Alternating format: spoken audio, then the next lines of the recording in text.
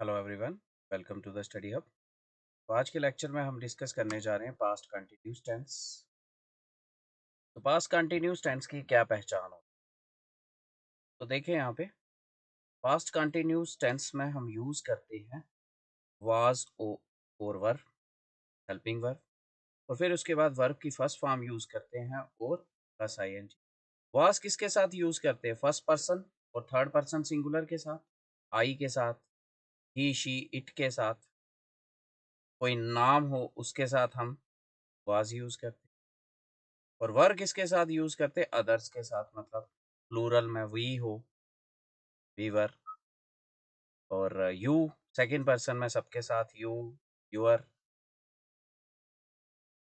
फिर उसके बाद दे इनके साथ। विवेक डैश ड्राई मैप। तो इसमें क्या लिखना है आपने? विवेक, विवेक क्या हुआ? थर्ड पर्सन सिंगुलर, किसी का नाम है। इसके बाद क्या लिखोगे? वास प्लस वर्ब की फर्स्ट फॉर्म प्लस आईएनजी, वास ड्राइंग ए मैप। अगर नेगेटिव में लिखना चाहते हो तो नॉट लगाते हैं, was not drawing a map. और अगर क्लोज एंड क्वेश्चन में लिखना चाहते हो तो वाज पहले लिखोगे, was Vivek drawing a map.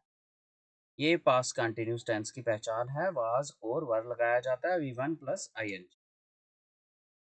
Next, past continuous tense के वाक्यों के अंत में क्या लगा होता है? रहा था, रही थी, रहे थे, या इस टाइप का कुछ लिखा होगा। जैसे हम काम कर रहे थे, वी वर डूइंग वर्क, हम का आ गया वी, और रहे थे से वर डूइंग काम के लिए, और वर्क काम के लिए वर्क। वह पढ़ रही थी, वह कौन हो गई? लड़की के लिए लिखा रही थी, शी लिख दिया। वाज स्टडिंग, मैं स्कूल जा रही थी, I was going to school. वहां बारिश हो रही थी, इट वॉज रेनिंग देयर। ये आ गया हिंदी इंग्लिश। नेक्स्ट, यूज कहाँ कहाँ यूज करते हैं हम इसको? तो देखें, एक एक्शन जो पास्ट की, इन the past that get interrupted, A an action in the past that gets interrupted, often complex sentence। एक एक्शन जो पास्ट में हुई थी, पास्ट में मतलब ये एक्शन है। एक्शन, एक्शन का मतलब कोई काम जो वर्किंग में रहेगा और पास्ट में रहेगा वो, ठीक है। दैट गेट ऑफन कम्प्लेक्स, इनमें क्या क्या चीज यूज होती है? When, while, before, after, until, whenever. इसके कीवर्ड्स हैं when, while, before, after, until, whenever. Example के लिए, जैसे Martha was living her apartment when she heard the thunderstorm. तो देखो, इसमें दो सेंटेंस है। Martha was living her apartment, मतलब लिविंग एक्शन है, कोई वर्किंग हो रहा है। When she heard the thunderstorm, heard the thunderstorm क्या हो गया? पास्ट में आ रहा है, इसके साथ उसकी आई। नेक्स्ट, इसी तरह से they were sleeping peacefully until the alarm ring, my parents arrived while I was shopping. ठीक है, दो एक्शन हो रहे हैं। एक, मार्था अपार्टमेंट को लीव कर रही है, और जब हर्ड हुआ thunderstorm. They were sleeping peacefully until the alarm ring, my parents arrived while I was shopping. Habitual action in the past, past में कोई हैबिचुअल एक्शन है, use with adverb like always, present with all the time, always, constantly, continuously, continually, forever, perpetually, the entire time, इस type के words हो वहाँ पे भी use होता है। सबसे ज्यादा ना इसमें इंपॉर्टेंट रहेगा, हम एमसीक्यू करेंगे वहां पे क्लियर हो। जैसे as a baby my brother was always, जब as a baby my brother was always making a mess, कि जब मेरा भाई छोटा था तो वो हमेशा हर चीज mess. My first year of college, जब मैं फर्स्ट ईयर कॉलेज में था, I was making spelling mistake all the time. She was forever trying to impress her crush.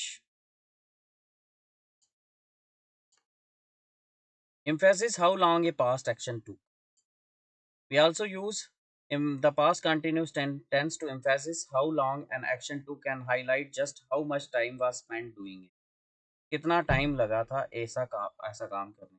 All morning ऐसे वर्ड्स हों, all afternoon, all evening, all day, all night, all week, all month, all year, for hours, days, weeks, months, years, the whole time, इस type के words हों तो हम use करते हैं कौन सा? Past continuous tense. जैसे the players were training all year for this match, players जो थे वो ट्रेनिंग कर रहे थे पूरा साल। She was gardening all morning and miss the delivery, I was trying to complete the final level for hours, setting the background for a story. जैसे कोई स्टोरी सुना रहे हो तो उसमें पुराना कुछ बताने के लिए ना we use the past. When telling a story or writing one, you can use the part continue to set the scene and describe exactly what was happening at the beginning. We use the past continuous tense because these actions were presumably already happening before the story. जैसे the birds were singing and the sun was shining, I knew it would be a good day.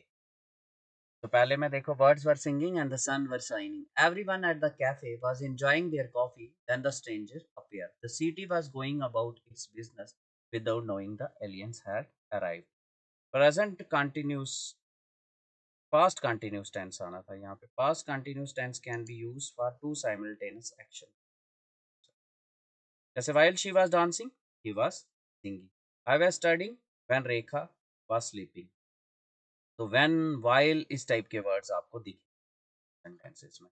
तो अब हम move करते हैं MCQs की तरफ. ज़्यादा focus MCQs में रहेगा. Improve the brackets part of the sentence. It is still doubtful whether, ये है सेंटेंस आपका. It is still doubtful whether the demand for industrial output is went to attain any meaningful strength.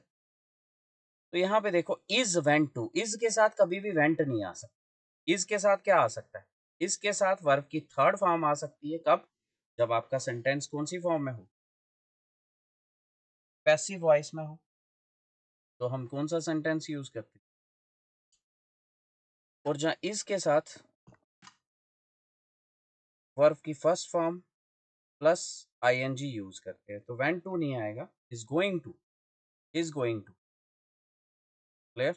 Attain any meaningful. Is still doubtful whether demand for industrial output, ये अभी भी doubtful है कि ये जो डिमांड है industrial output की is going to attain कोई मीनिंगफुल स्ट्रेंथ मिलेगी या नहीं. वेदर जब यूज होता है ना थोड़ा नेगेटिव सेंस, इसके लिए नोट में इज वर्ब की थर्ड फॉर्म के साथ पैसिव वॉइस में यूज होता है.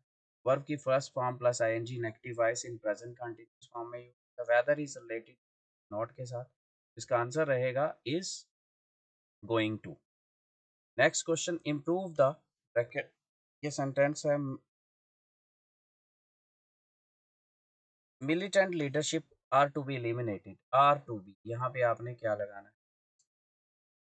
Are to be eliminated because they also misguide our children and lure them. Lure क्या? लुभावने, कुछ चीज दिखाना, लालच देना, अट्रैक्ट करना. मिलिटेंट लीडरशिप को खत्म करना पड़ेगा. ये हमेशा मिसगाइड करते हैं हमारे चिल्ड्रन और अट्रैक्ट करते हैं बच्चों को. ठीक है, इंस्पेक्टर जनरल ऑफ पुलिस ने ऐसा कहा. तो यहाँ पे देखो आर टू बी की जगह क्या करें? ये हैज टू बी लगाएं, पर टू बी लगाना है, वुड हैव टू लगाना है, या नो. तो ये वर टू बी इमेजिनेशन के लिए यूज होता है, would have to be imagination के लिए यूज होता है. तो क्या लूर का मतलब हो गया लुभाना, फुसलाना, appeal, attraction, bribe, inducement, pull, seduction. Were to का मतलब होता है प्रेजेंट में यूज होता है to place emphasis on improbability of the condition. ऐसी condition, if I were a king, जैसे example if he were to be my boss I think I would quit the next day.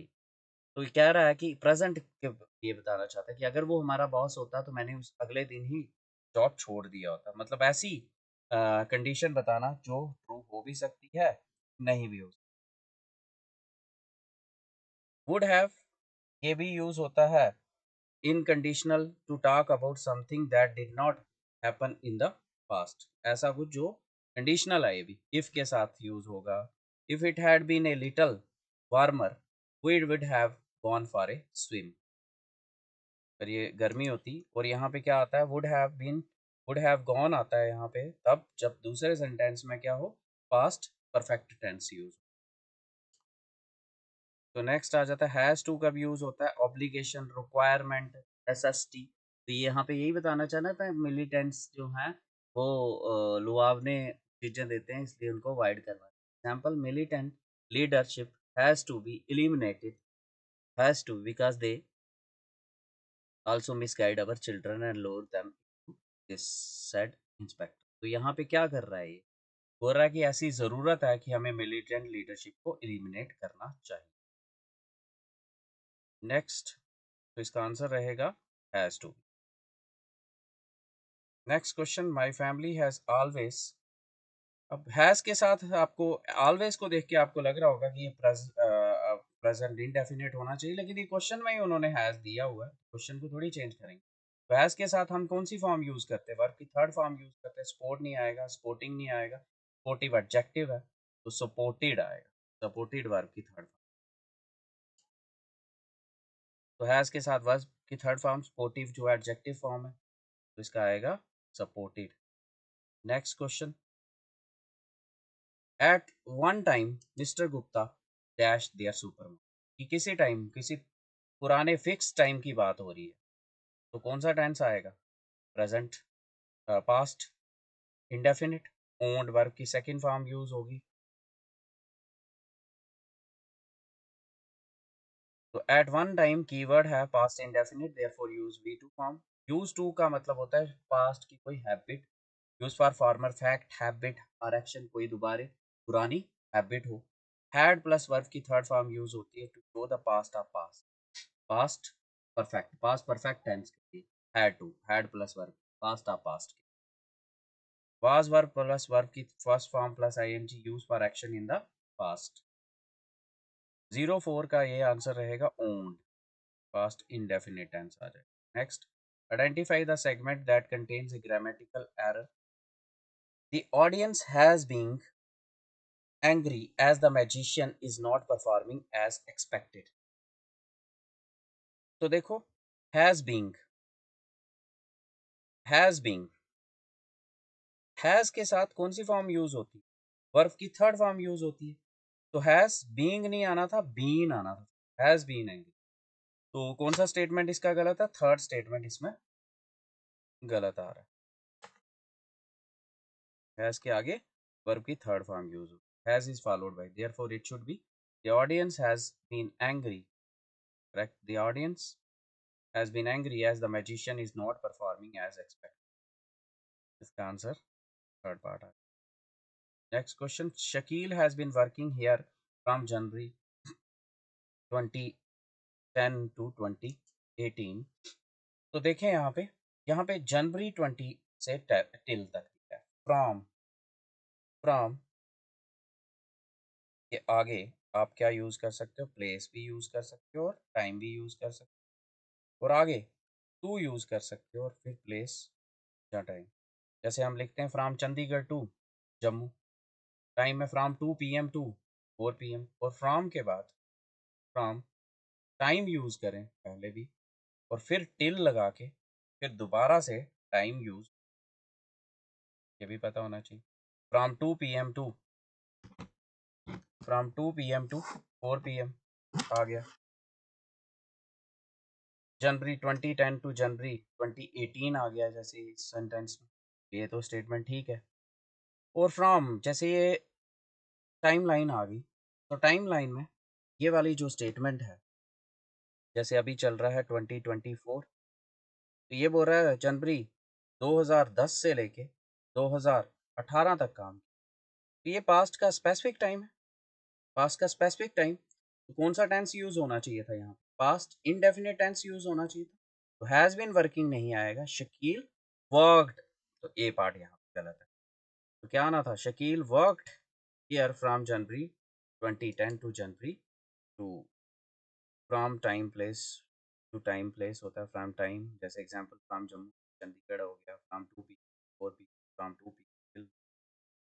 और past perfect is used for recent past. Past की चीज़ों को बताने के लिए, recent past के लिए हम पास्ट परफेक्ट।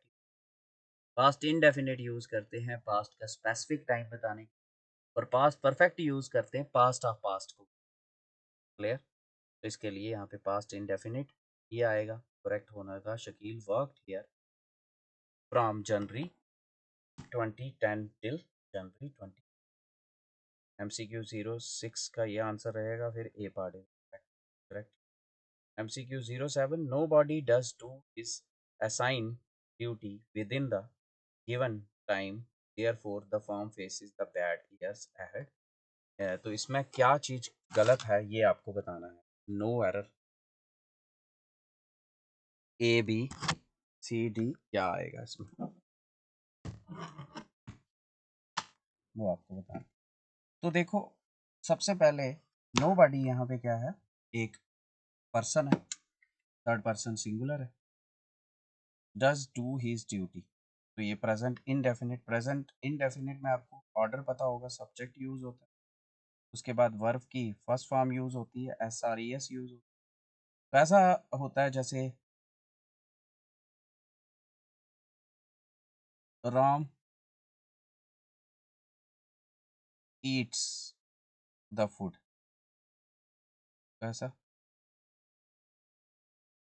लेकिन अगर आप इनफॉर्मल लैंग्वेज में किसी चीज को इनफॉर्मल लैंग्वेज में बोलते टाइम, अगर बोलते टाइम ऐसा बोल सकते हो कि इम्फेसिस करने के लिए ऐसा भी बोल सकते हो, राम डस ईट द फूड। तो ये गलत नहीं है, यहाँ पे डस भी लिखा है और आगे वर्ब की फर्स्ट फॉर्म लिखी है, तो ये गलत नहीं है। यहाँ पे डस ये जो यूज हुआ है ये क्या करने के लिए यूज हुआ है, इनफॉर्मल में, बोल चाल में ऐसा भी आ जाता है जब इम्फेसिस कहते हैं। जैसे आपके घर में जाते हैं तो आपके पेरेंट्स को बोलते हैं कि भाई, पेरेंट्स बताते हैं बच्चा पढ़ता नहीं है, तो आप जोर से बोलते हो मैं पढ़ता तो हूँ, अब आप क्या करना चाहते हो, इम्फेसिस डालना चाहते हो, तो वहां पे यूज कर सकते हैं। तो nobody does do his assign duty, तो ये वाली स्टेटमेंट ठीक है।